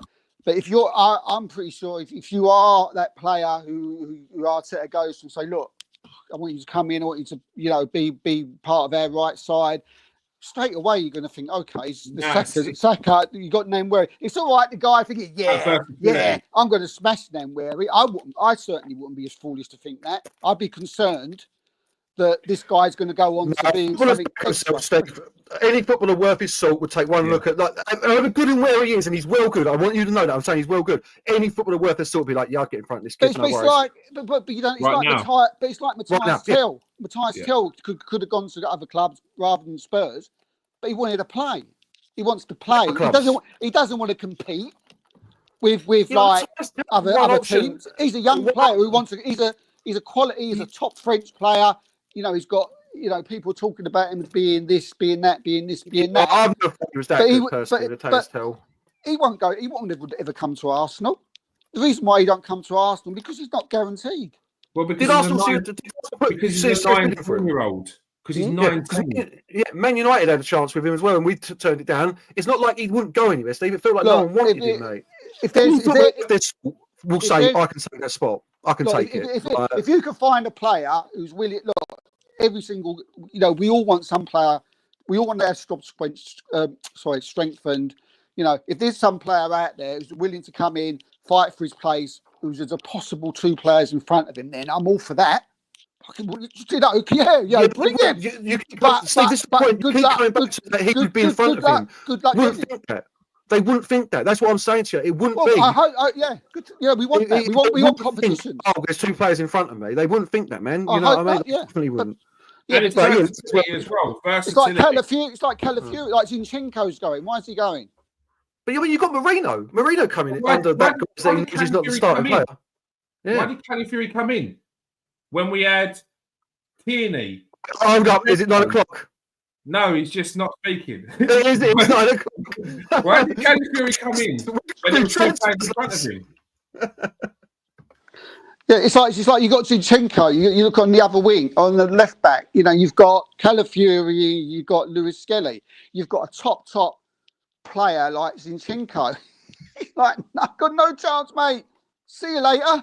And that's all I'm saying. Yeah. In the other position, if you've got 2 players over there, you lot were questioning me a couple of shows about Nico Williams, right? You were saying you said if Nico Williams is coming in, Martinelli's then got Martinelli got to or go. Trossard. They've got to go. They've Martinelli got or to go. Trossard. They've got to Yeah, go. one of them has to go. That's because Martinelli or it's Trossard. first team player, Steve. You can't conflate the two. Yeah. Nico Williams is coming in as guaranteed first As a team. first Not team what- starter. It's You're talking about a completely different scenario. No, Yeah, but, that's a completely different scenario. you still said to me one of them's got to leave. Yeah, but that's two of them completely won't different because it's a completely different scenario. Because he's Harry's still three players. Three players. You know it is, Steve. You know it is because you're replacing Saka. Apples and pears, You're mate. replacing Apples and pears. Saka. Why did Calafiori come in when there was Zinchenko, there was Kieran Tierney in there, there's Tomiyasu, the list goes on. Timber. Why did he come? Why did Calafiori come in? Tierney and Zinchenko wasn't going to be Arsenal's left back. Calafiori, not left back. Calafiori came in, right, because he obviously was like, well, maybe just wanted to sign for Arsenal, top club, blah blah blah. But in his position, he probably wasn't foreseeing what we used to see from Miles Lewis-Skelly this season. But now he's got competition. But Zinchenko and Tierney are. See you later. But what about Ewan Timber? Why did he come in when he sees Ben White there? Yeah, I mean, same thing. It's two players. It's not three. It's very hard to get those players in of that caliber, but it's doable.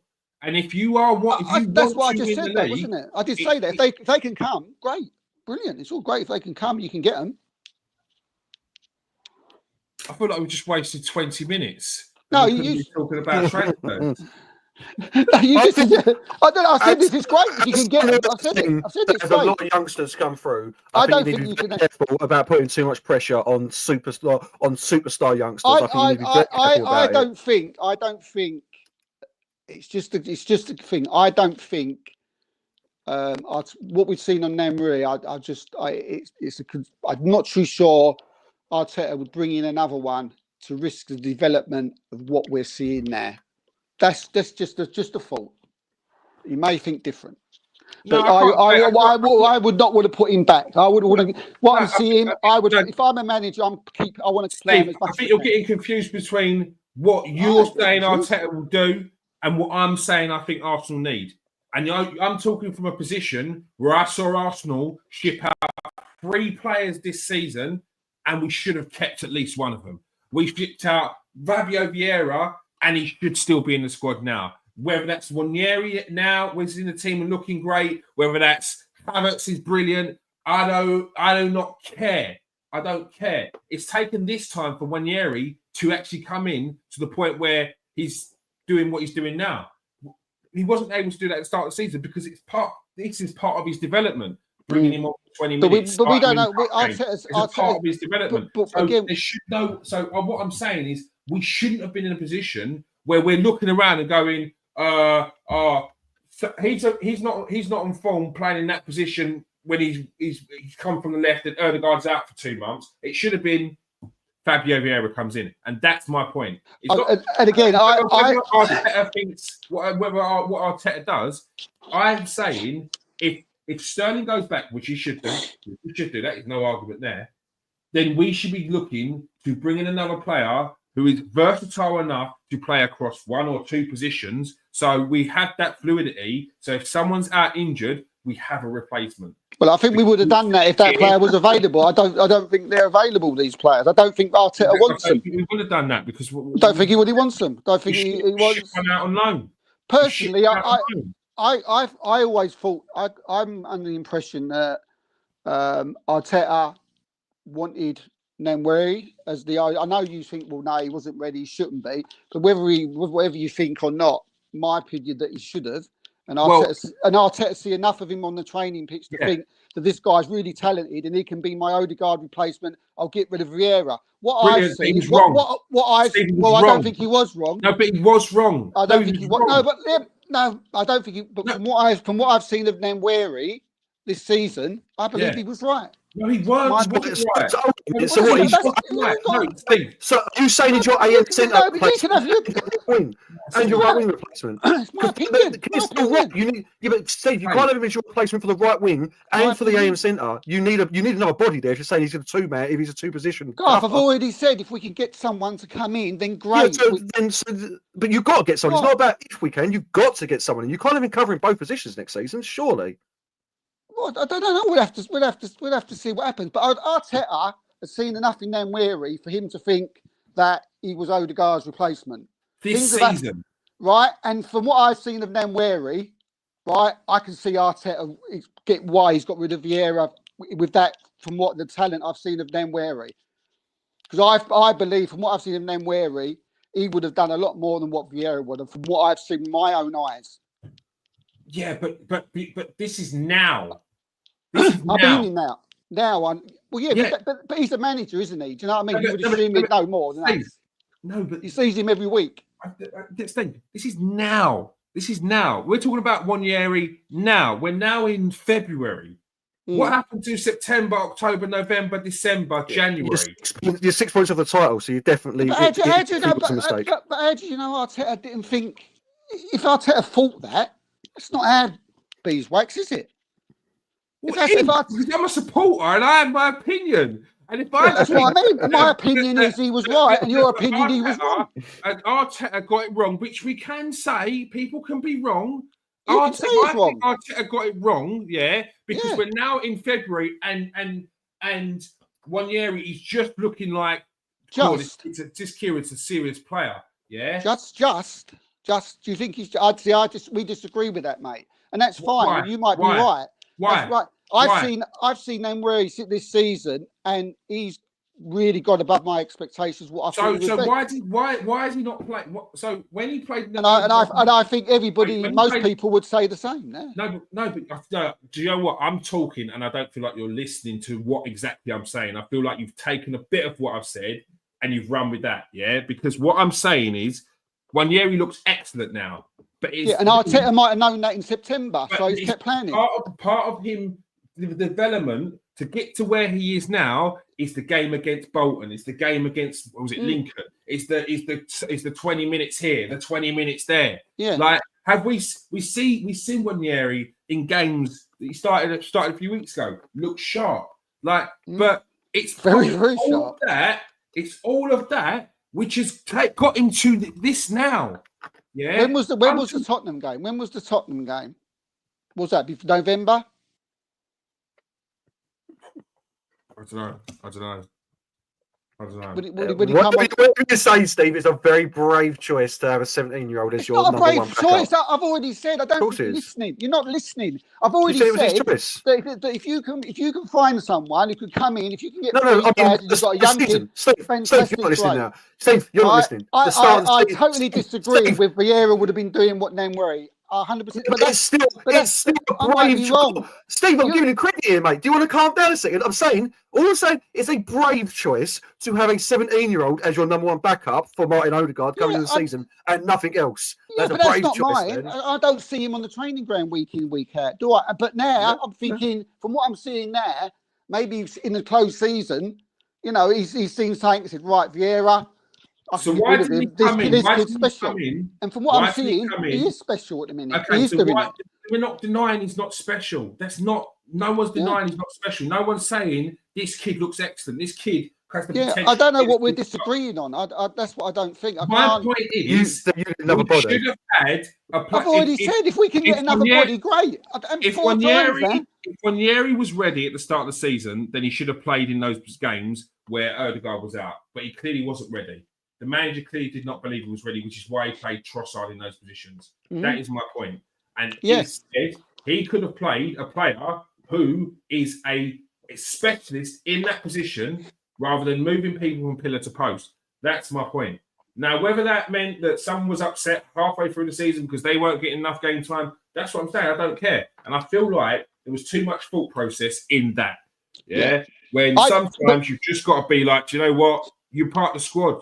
Like, it is what it is. And I'm glad. I'm very glad. Got more game time if in that spot he would have been here. And I don't think his game time would have been impacted. Ranieri would have been impacted by Fabio Vieira being here. That's my worry, Kears, right? Why? So because Fabio Vieira on the right didn't work. Because if Vieira was here, then he might have been playing him instead of Nwaneri, and we wouldn't be seeing Nwaneri where we are now. But Vieira on the right didn't work. We saw that. It didn't work. That's probably why he sent him off. But Vieira in the centre, in Erdegaard's position. You know, you boys got a full hour tomorrow to talk about this, yeah? But we spoke about it last week. You know, we just said we've already agreed. Arteta at the time, you know, maybe, you know, look, he's not like he's not a robot. He's thinking, should I put Nwaneri? He's got Trossard there, he's experienced. No, but Steve, I'll put Trossard in. Steve, it's almost as if nothing could be said against Mikel Arteta. Like, it doesn't necessarily mean, because I've said something about Mikel Arteta, I'm saying this geezer needs to chop. He needs to get out of my club. Like, that's not what I'm saying. I ain't one of them. I believe Nwaneri would have done a lot. I just don't think Vieira would have done what Nwaneri's done this season, not by a long shot. So going by that, if Arteta's took him, got rid of him because of that reason, he made the right decision for me. If that's the reason, because I think Nwaneri's been unbelievable so far. You know, I'm not bigging him up. He's going to do this, do that. We wait and see. But I'm positive he wouldn't have been doing these things I've seen, because he's never done it since he's been here, Vieira. What are we on? Let's get some. I actually like Fabio Vieira, just so you know.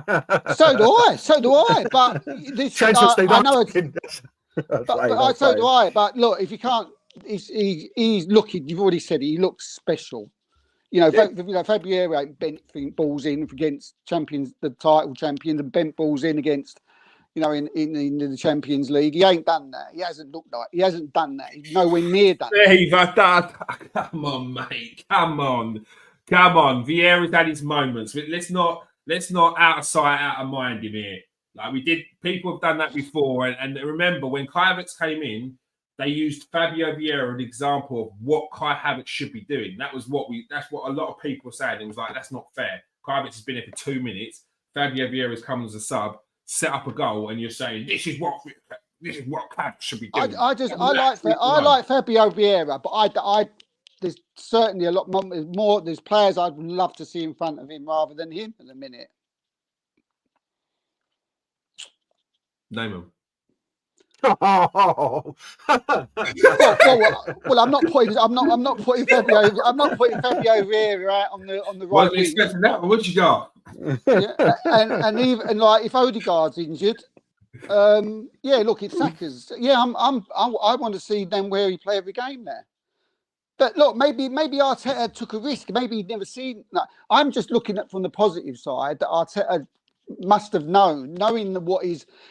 Looking at the signing he's made, looking at the way he's improved us, I'm assuming he knew what he's got.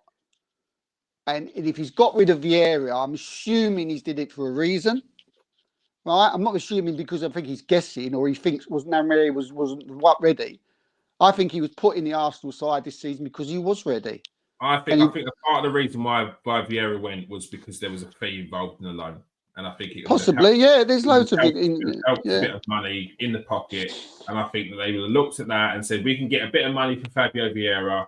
Do you need him?" And he went, "I think I may have enough in the squad to deal with Fabio Vieira." This is where I say I think he was incorrect. That's what he's banned. If you asked Arteta about Nwaneri, he'd say, "Yeah, of course I did." See him like we knew what he was like. We knew he could do this.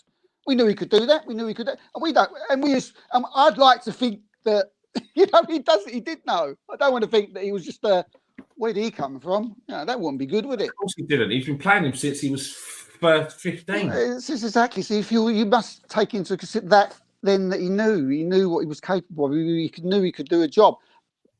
But you can't just throw him in against Tottenham's and Man City's in Champions League. You do have to bring him in against Bolton and Plymouth, and I feel like we're getting somewhere just through you talking, Steve. I think carried on for another 5 minutes. I think you would have got to a place where I am. I still don't know what we disagreed with. I really don't. I think because I don't know what we're disagreeing on. No, we have to move on. This was meant to be a transfer special. We spent 20 talking about Man United and another 40 minutes talking about Arsenal. All right, quickly move on. There's a lot of comments, and there's a good comments in here. It was a lot of comments. Oh, read them out, Steve. Read them out. I can't be joking, man. And my lenses, all I can see is a blur. I know all I can see is Simon and Russ and Owen. Oh, Owen's in here. Get your questions in. Steve's in here, Owen. Get your questions in. Good to see you, mate. It's a nice segue. Press that retweet, Owen. Press that retweet. I know that you're following on Twitter.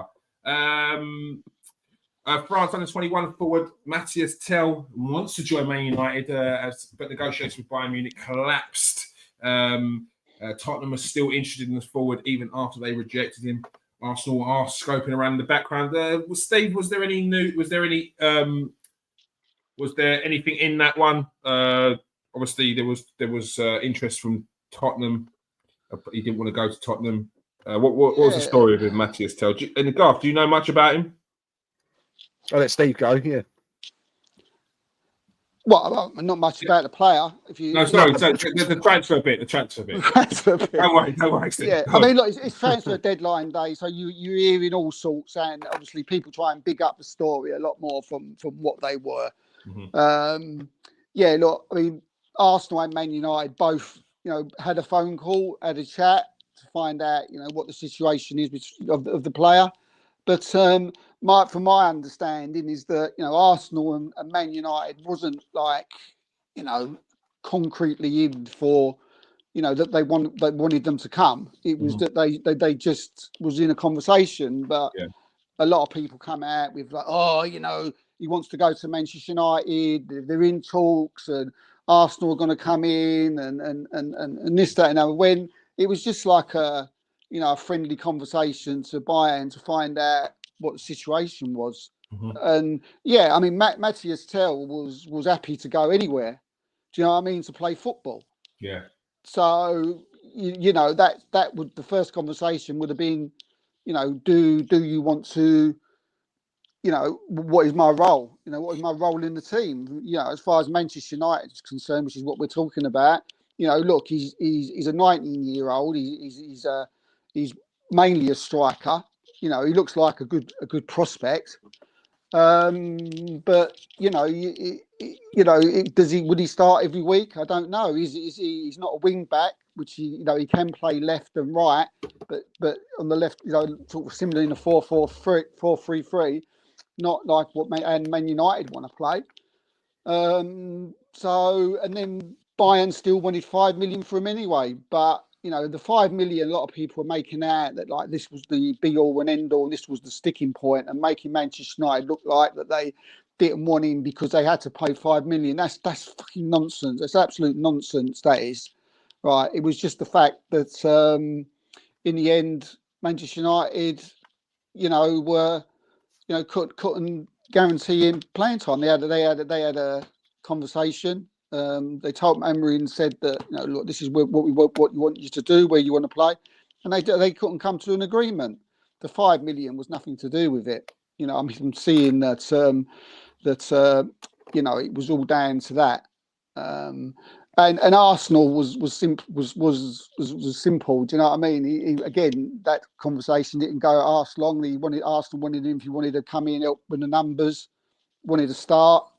No chance, is he? He's not starting for Arsenal. So, that's basically what it is. And now he's ended up at the only club that's was. So is that deal going through, that Matthias Tell to Tottenham?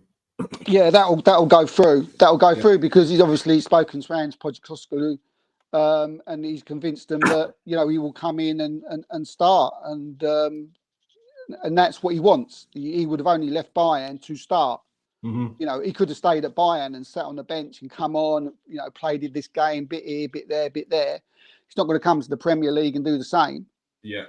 So loan option. It looks like a loan option to buy. It's just coming through now. Yeah. That 5 million thing that people get. I'm told that's not a thing. Do you know what I mean? The 5 million thing.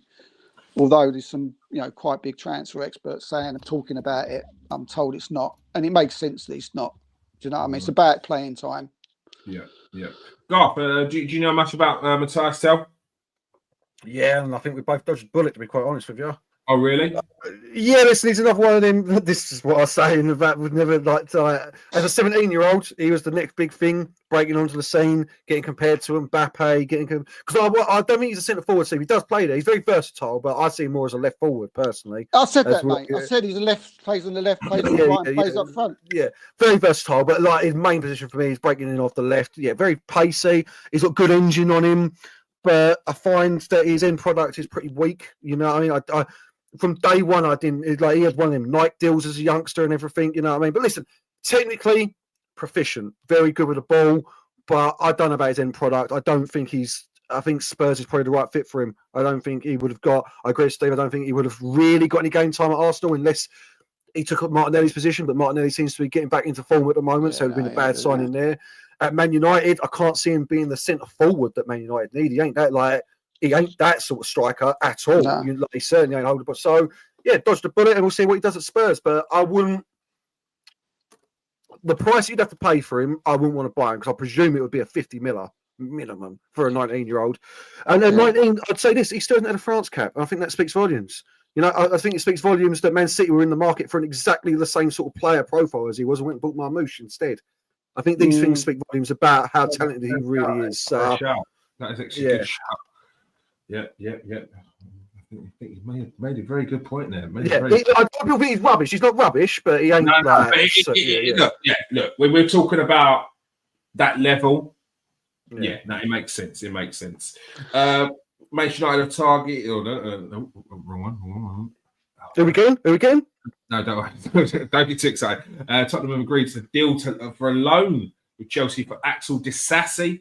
But the French international wants to go to Aston Villa. Steve, is there any more on that? Is it likely that Disasi will make that move to Aston Villa? I know that just run for West. I know Tottenham are interested in Disasi, but it does seem like he turned them down, didn't he? He turned Tottenham down, didn't he? Yeah, he's signed for Villa, ain't he, Steve? That happened just before we come on. He's actually signed for Villa, ain't he? I thought he'd signed. He turned Tottenham down, didn't he? And Matthias Tell turned Tottenham down this morning. Which was I heard after he spoke with Levy. Is that true? Yeah, and I would have thought. Then he spoke to Postecoglou afterwards, and then I would have thought he would have definitely turned them down after speaking to Ange. Imagine that. He's like, I have to go to Tottenham. Speak to Levy. He's like, nah. Do you know what?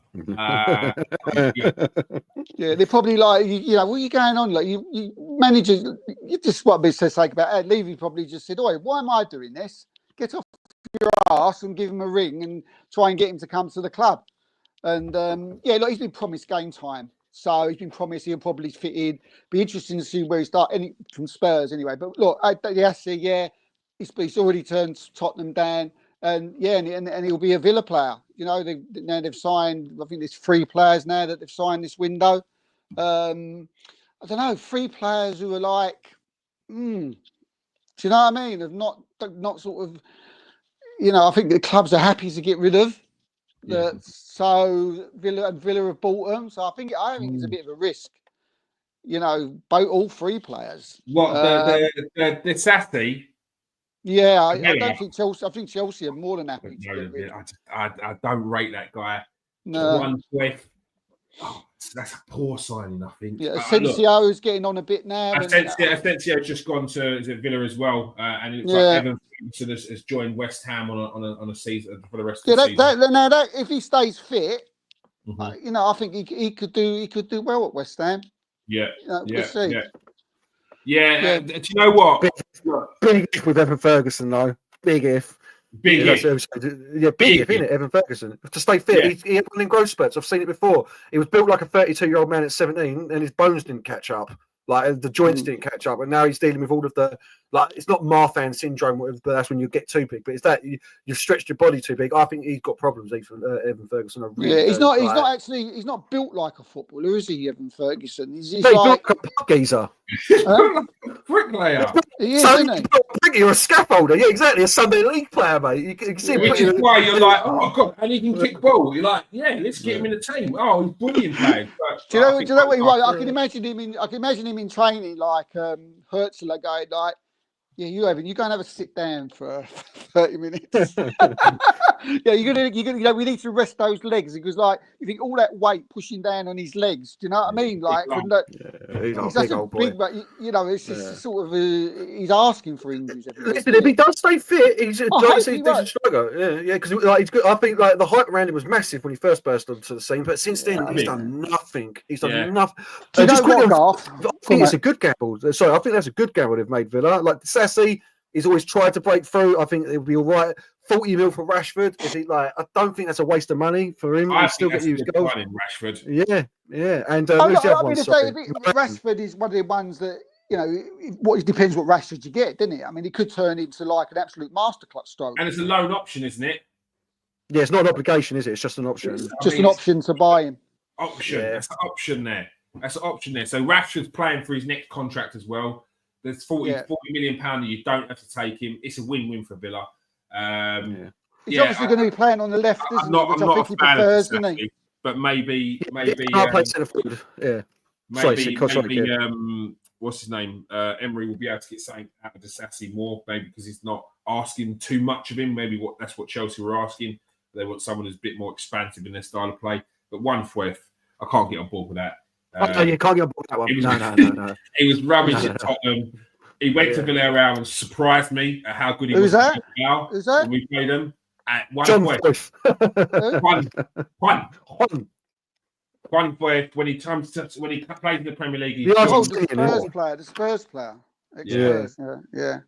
No, it's obviously Rashford is the name there, isn't it? So, but you said, look, if you're Rashford and if I'm Rashford, I'm saying to myself like what Kieran's already said. Do you know what I mean? There's an option here. Villa, look, they're a big club. They're a good club. They've got decent players. Big chance for him now to get his career back on track. Yeah, his mum will be saying he should have combed his hair. She will not be happy with that. He looks a mess. I actually worried for him, bro. He looks a mess, mate. Like unshaven around the sides and everything. And it's been a stressful few weeks, mate. Since he made that statement, it must have been stressful for him. Stressful. Ostracised in training. He's made that statement, which he probably thought, this is going to get me the move that I want. No one came in. And then when they did come in, it was like, we want you, but your wage is too high. Man United want too much money. And it's getting towards the deadline day. And it's like, am I going to be sitting in the squad that they... Under 21. Especially after the manager said that. They don't want me no more. I made my stance. I might have messed up here. Stress. The boy's stress. Give it a couple of weeks, gets a nice trim, walks up a couple of goals. Rashford will be back. And just quickly on 1-4 as well, we're all ripping the piss out of him. He is a World Cup winner, by the way. Not that means anything really, but like if he ever heard this, he'd be like, "What you ever done, lads? What you ever done? I won the World Cup." He played as well. He played. Is the Kevin Danso move to Tottenham gone through? Has that been completed? I know they tried to hijack Wolves' move for him. Yeah, I think that went through as well, didn't it? Danso. Yeah. I don't know much about him, but he's a good player. Yeah, we'll see. He's a decent player. He's a bit like Rudiger. Not as good, nowhere near as good, but very aggressive. Very aggressive, good in the air. He's one of them players that if it works, which it should in the Prem, Tottenham have got a seriously good player. That's an Ange signing if ever I've seen one. That's an Ange signing. Like 100, it'll work well under Postecoglou. 100%. Yeah, and I think got sort of attitude about him, like a no holds barred. Like you said, like Rudiger, just not. He's a BTEC Rudiger. In fact, it's a very great analogy. I didn't want to say that, but yeah, I just left it as a comparison to Rudiger. But yeah, it is. It's a Rudiger from Timo, but that's good. I think Rudiger's like the best centre back in the world. So that's not bad. And I think against Arsenal, and he was a problem. Put it that way. He was Dragison's got an ACL as well, so and he's no good. Like let's not beat around the bush. He ain't that great. Like he ain't that great at all. Like Tottenham bought him. Like Top knot on a centre back, it's a problem for me. I'm a bit old school, yes, but I seem to stand correct. So yeah, no good, no good. No, centre back ain't having it, mate. Oh, all right, Keane, calm down, mate. Napoli's moved for Alex Maximum. He's currently in danger of being falling through. He's currently on loan at Fenerbahce from Al Ali. Alex Maximum, the river dancer. Is currently playing his trade in Saudi Arabia. Napoli won him. That's why. Burnley are making a move for Marcus Edwards. Excellent signing. I couldn't believe it when I saw that. It's an excellent signing. Stuns me. If they do get that done, if it's not done already, I can see him ripping it up it's done. So he should rip it up in the second half of the season for Burnley. I wouldn't be surprised if he's a big reason to why they get promotion back into the Premier League. Well, they needed a replacement, didn't they, for Jay Rodriguez? Yes. So he's gone to Wrexham. Yeah. He's gone, mate. Yeah.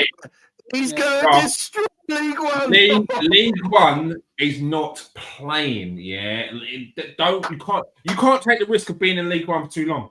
Just look at Charlton. It's hard to get out. Birmingham spent 17 million on Jay Sandfield, a League One record. The same season, they bought the top goal scorer from League One from Charlton in Alfie May, and then it's a joke what Birmingham are doing, and now Wrexham have got the money to do their bit as well. So League One is not a ground. Seriously, if there is any Burnley fans watching, you've got listen.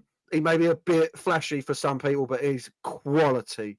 Edwards is a quality winger. Left or right, he does a different job on either flank.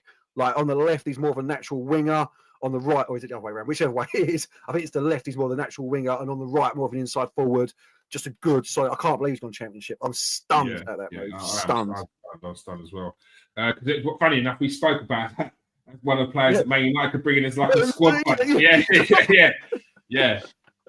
Arsenal, Italy midfielder Jorginho was close to reaching an agreement with Brazilian club Flamengo, and he will join him in the summer. Arsenal offered him a 1+1 year where they wanted him to be a potential coach as well as Steve. But he wants. Yeah, that was in the summer, wasn't it? That was the summer, wasn't it? Which he agreed to, didn't it?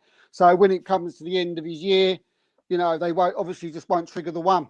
Yeah, and he'll. It looks like he's decided he's going to go and play in Brazil. He'll have a couple of more years, and I can't blame him for that. What is he? 32, be 33 by that time it comes out. If you're 33, you've got an opportunity to go back to Brazil, play a couple of more years. He can always come back to England and be a coach. Yeah. I think someone said it to me: as long as you can play, because you'll regret not playing. And as a professional footballer, that will be one thing you'll be regretting is hanging up your boots too early. And one thing I will say is that Arsenal fans that are watching, if people want any, still a little bit concerned about the Martin Zubimendi one and whether that's going to happen, was the fact that this Jorginho has been agreed with Flamengo for him to leave in the summer. This obviously guarantees that Martin Zubimendi, again, just something will be. Guarantee now. It's a guarantee. This is guaranteed. This has been. You heard it here first, people. Guarantee. When you put it in the papers, this is the rubber stamp. See, there's the stamp. There's the rubber stamp. It on the Transfer Exchange Show. Send him here. Make sure they like and subscribe. We need to start getting paid for this. All right. Otherwise, I'm going to put a paywall. I'm going to start to go. People that are watching, you people that are watching and not subscribing or liking, shout out to Russ, Owen, Simon, Sheepo when he's normally here, some of the others, Hento, all of you. Shout out to you. The ones that ain't subscribing, though, I'm going to put this behind a paywall, and you're not going to be able to see it going forward. All right. Don't do this to me. Hit that subscribe button. We'll just be doing it for ourselves, Keir, at this point, mate. You know what I mean? Mate, we can start a WhatsApp group and chat to Steve if you want to talk about transfers. We do this for you lot. So press that subscribe button. I'm not being nice anymore. Steve, give us the transfer news before we go. Anything that's happening? on your side? Just to carry on from the Jorginho thing and obviously the Zubimendi thing. Arsenal are looking, for a younger midfielder for the summer. This is for the summer, but there is every lifetime deal. Sorry, just on while you're talking about it. We're talking about earlier on about the Vieira and then Weary. I mean, I know he's another 18. I'll be 19, I think, by the time he comes. But he's another guy in that area of the pitch, of the Odegaard and then Weary's and that type of area. So yeah, but no, what I did want to say was, there's a deal left on the table for Thomas Partey now for him to sign again a 1+1. If he stays, he'll stay. But and Arsenal will look for a young sort of midfielder in a similar mould. Because now Jorginho is leaving, because obviously if they won't be able to get with I mean, I know they got Zubimendi coming in, but from what my understanding is Arsenal will still want someone else. Yeah. So that will be Partey or basically a younger one. So, but there is an offer on the table for Partey, and obviously now it's just down to him whether he wants to sign it or not, or go and get a contract maybe somewhere else, maybe go to Saudi and get a 3-4 year one, or stay at Arsenal. That's the dream. That's the dream, isn't it? Get that 800. But that's the wait and see. Yeah, you want to ride out the Premier League as long as possible before the football league. And then get that Saudi money. The thing is, if he comes in, the contract offer's not that great if you're Thomas Partey. And also, if Zubimendi comes in, he's not going to be that starter, is he? I don't know. I've heard this about Partey for a couple of years. This player's coming in, taking his spot, and he's always risen to the top like cream, mate. Yeah, he rises to that challenge. You've got to give him the credit. 100%. 100%. Every player's come in, he said, "I'm still here, people. Don't dismiss me." Yeah. He was unbelievable the weekend against Man City. If you could get him to sign another a year and a year, it'd be great for Arsenal. With him in the knowledge that I'm 31, Zubimendi's coming in, my chances are going down a little bit. But again, I back myself. Who's this Zubimendi? Yeah. I back myself. Yeah, I said it. If you're playing for a contract, this is how you play for a contract. The manager's put you in multiple positions. You've stood up. The manager doesn't start you, but then he puts you in there. You're the best player on the pitch. He's been one of our best players this season. 100%. People always talk about everyone else. Thomas Partey sits in the background and still continues to put in the performances. He goes under the radar a lot, doesn't he? He goes under the radar. Because he's been very good in other seasons as well. It's his injury record. And this season, his injury record has been excellent. So I don't know whether it was last season where he had that extra little bit of time where he had that surgery or whatever. He kept him out a little bit longer. I don't know whether it was that, but something's changed. Something's changed. He's no longer got brittle bones. He wants 2 years. Yeah, but he's got. I think one plus the option is fair. Yeah, I think it's fair. It's fair. It's fair to Arsenal. It's not fair to Thomas Partey. Was he 31? No, that's true. That's true. Right, you are. It's never fair to player, though, is it? It's never fair. It's not. But what I'm saying is, listen, as a fan, 100%, you're looking at that like that is fair because you'll be 33, 34. We might need to get rid of you. To him, at 31, he could go and get a 3 year somewhere. And take him. You know what I mean? So See, there's even like this. There's this thing going on at the minute, between Trossard and Arsenal, where, he's coming up to 30 years old now, Trossard. And he's in that, he obviously looks a lot younger, he runs a lot more, he's a lot fitter, he hardly ever gets injured. But he's in that same boat where, there's this Arsenal doing that one-on-one thing. Do you know what I mean? It's what they do. Arsenal are known for it. Once you get when's his contract up, Steve? Next year, 2026. I'd sell him. I'd sell him definitely. Yeah, I would sell because people buy Trossard as well. You could easily make your money back on Trossard. 25 mil. Yeah, and Trossard, he needs to play, and when he plays, he's very good. He's had a bit of a bad patch because he's been sulking a bit, but he's been playing recently. And he's been very good again. He's been very good. Yeah, Trossard did go. And we was talking about the right side earlier, wasn't he? We was had a difference of opinion. I don't think we actually did, to be honest with you. We'll have to go. I'll talk about that off screen, but I don't think we actually did have a difference of opinion. But again, Martinelli is someone who could play over there, couldn't he? You know, especially if someone like Williams comes in. Martinelli, if Trossard leaves, and you've got Martinelli can be that right-sided player that you was talking about, Jesus, that other body. Well, he's not another body because he's in the squad already. But if Nico Williams comes in, his start, wouldn't he? He'd be on the bench, wouldn't he? Then. Yeah, but then you'll be losing Trossard.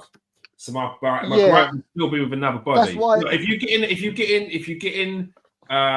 in a Williams and you're getting another player who is experienced, this is what it's about. Because I know you're speaking about Severin Iapam and he's young. He's also played what? 60 games. 60 games. Yeah. Under 21 international. Like this is we're talking about another Erdegaard situation. I'm not saying this level of Erdegaard. There's 19-year-olds and there's 19-year-olds. Games. Yeah. Do you know what I mean? Ethan Dan Weary looks about 26, doesn't he? I don't know. He's got a big beard and like hairy armpit. Yeah. Do you know what I mean? Where's he come from? Like he's been like made or something. But yeah, man. I mean, look, Man United. I mean, it looks like they're not going to bring anybody in now. Man United fans, they stand up. So I don't think Garth suspects. I think he knows the situation of what they're in. And they wouldn't want to panic. I'm surprised we got Steve in the left wing back. I'm surprised we got that. That was happen, you know. It looked like there was 10 million apart when it first happened. Yeah. And a good buy, because what people don't realise is that he's like he can play out on the right as a right winger, and which means he's basically means he can cut in on his left foot. So he's he's very versatile. He's 2-footed. He started to play both sides. Yeah, he's your typical Amorim signing. Do you know what I mean? And he's going to be one. He's going to be one to watch. You know, talk to 20 years old. As I said, what's the main point with him is he's left-footed, right? And that's been a big problem with Dalot playing at the left wing back. Is that when he's taking the ball, he's got his back to goal because he's taking it on the right foot, not being able to look up. So it'll just the milliseconds that matter. And having an actual left footer there. So, but we'll see. He's 20. I can't. Similar to Saka, weren't it? Similar to Saka. Oh, he's better than Saka, mate. He's better than Saka. Right, on that note, thank you for everyone. You realise this is a joke of a podcast. Right, play left back, play right back, right wing. Like so, we'll see. That 20 years old. Can't get too hyped about him. We can't get too hyped about him. Yeah. Yeah, no, so I was saying that I'm going to put it behind.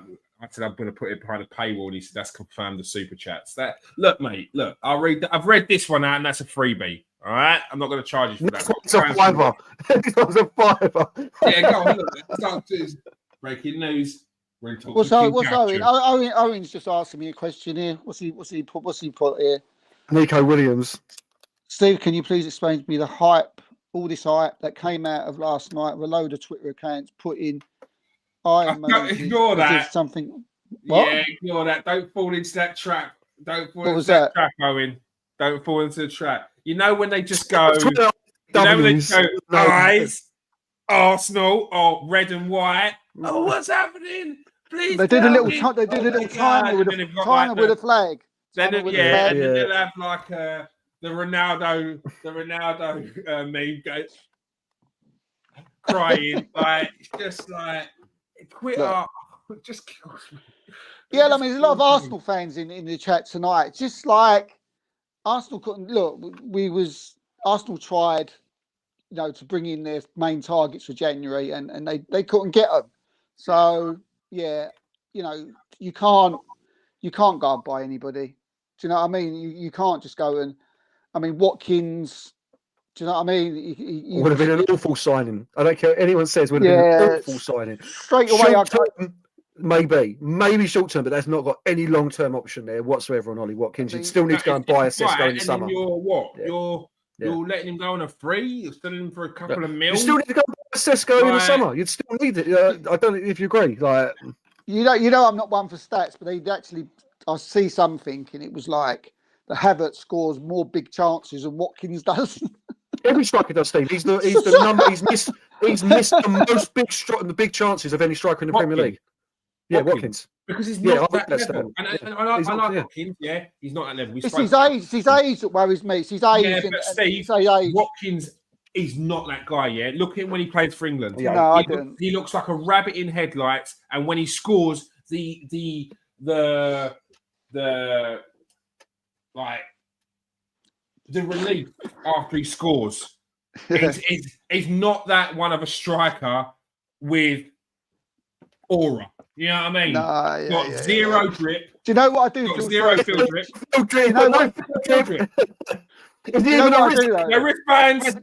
Can he riz it up, mate? Can he riz it No, up on the pitch? That's the question. No covered up earrings. No sock tape. Zero aura. Zero pitch drip. He ain't signing for Arsenal. All right. Yeah, it was a strange one. That strange, very strange one.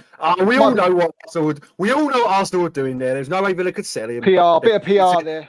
100% a bit of PR. That's why it was 60 mil. They knew it was never going to happen. And it's one of them ones. If it did happen, I said this to Kiel or to yourself, see whichever one it is. Arsenal would have been like, what you want? 120. We'll give you 70.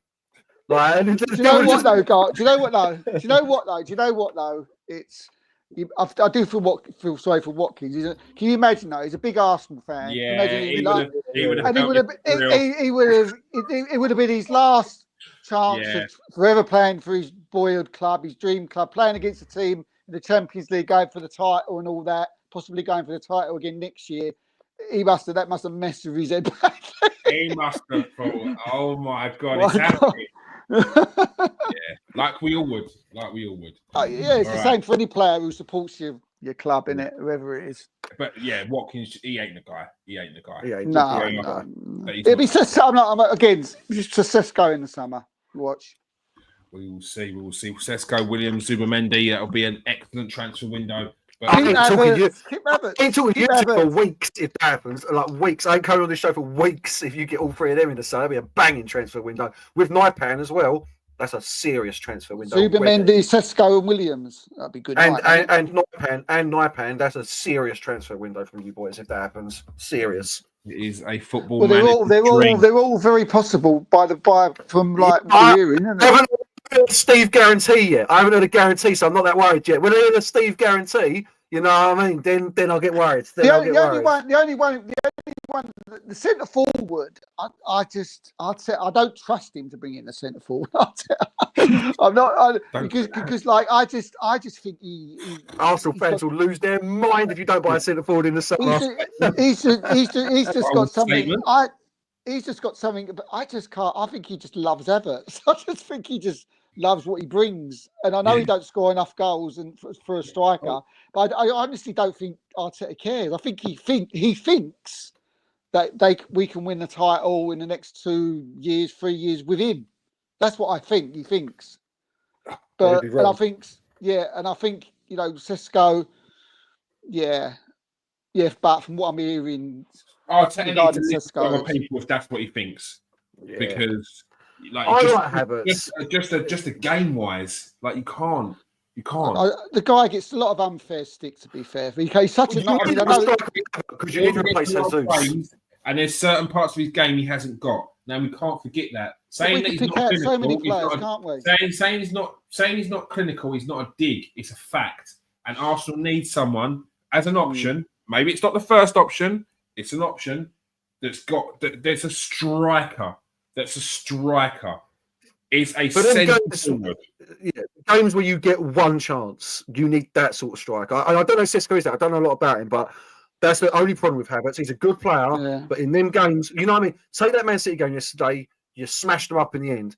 But if Haaland had scored it as 1-0 and it finished 1-0, you'd all be fuming right now. I know it didn't happen because he had the gilt-edged chance that he put past the post, obviously. You know what I mean? And we'd be back in that conversation again. So, you need... Go on. Okay, sorry. No, I was going to say you need a striker. A striker shoots from that first shot, and if he misses, he shoots on the second shot. That's a striker. Whereas Havertz, this is no dig about Havertz. Havertz, we just ain't there. It's his gameplay is excellent, and people don't see it enough. But he needs someone to take the pressure off him when he's in a bit of bad form. Like he had no option but to play yesterday. he had no option. And maybe if there was someone there with an option who you could see who is more confident in that game, then they starts him. It's just a squad game. It's just the manner of how they set up. You know, if like everyone wants a striker, we're all hearing that it could be Sesko. People is that, but again, I think I did say last week. I just, you know, for the makeup of the team, you feel Havertz has to play every week because we've got nobody like him who does what he does. Then you've got to change your team. Yeah, and it's hard. When you look at it, it's hard to. I can't find a place to fit That's him why in. you bring in a Zubimendi. So you've got a deep line playmaker. You've got Havertz who can slot into that more advanced 10 rather than playing the 8 in between. Because it's that he does that because there is a lack of balance in that midfield. Because the half turn, because Rice doesn't play on the half turn. He takes the touch, passes. That's not in his game yet. Maybe he can develop it. I doubt it. It's very hard. His age. Yeah. Whereas Partey plays on the half turn, and when you said earlier about the milliseconds, that's the millisecond you get from Thomas Partey in that midfield. That's why it's a bit more fluid. That's why I think he's bringing in a Zubimendi, so it adds balance to the Rice midfield, so that the half turn is Zubimendi, and he can do that. That's him. That's his game. He's like that. So you've got someone who's doing more of the Havertz role, so that Havertz, one, when he does play up front, he hasn't got to drop in as much. And so he really, like, as a player, you're sharper in front of goal. And two, you've got someone who doesn't have to be a Havertz and can play as more of a striker because you've got two players in there. And with that, we saw 2 seasons ago when Martin Odegaard got 25 goal contributions. It hasn't been anywhere near close to that because he's dropped in deeper since. So, yeah. Anyway, we need to finish because it's been a 2-hour show today. Bumper! Going back to the old school Sunday shows. That's what it's all about. Thank you for everyone. Really appreciate everyone in the comment section. Si, Russ, Owen, thank you very much. Press that like, press that subscribe if you already subscribed, but press that retweet if you're watching on YouTube, on Twitter. Si, press that retweet. I know you're on both, mate. Press that retweet. Appreciate the support.